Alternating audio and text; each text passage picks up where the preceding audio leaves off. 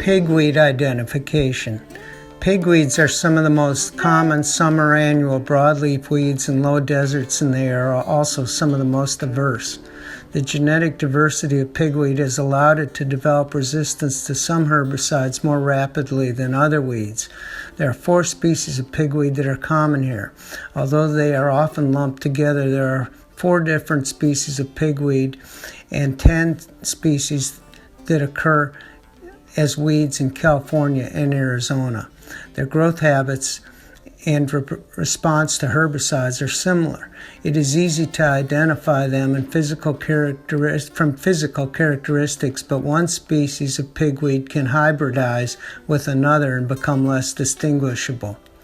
Palmer amaranth is probably the most common pigweed species found in this region. It's very aggressive and fast-growing and can become 6 foot tall or higher if uncontrolled. It has one thick stem and several lateral branches. The leaves are lance-shaped, hairless, and have a distinctive white vein on the undersides. It has flowering tassels that become stiff and spiny.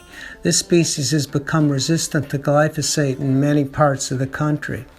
Redroot pigweed is probably the second most common pigweed species. It is shorter and the seed heads are smaller in clusters and have stiff spine-shaped scales. It has leaf hairs on the margins and the veins are often reddish. The lower stems are often reddish as well, and the species will hybridize with Palmer amaranth and become less distinguishable.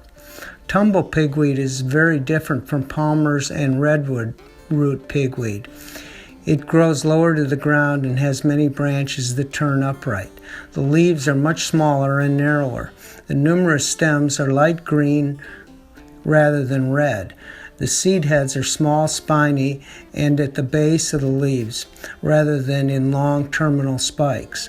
When mature, the branches are stiff bristles that break off at the ground and tumble with the wind.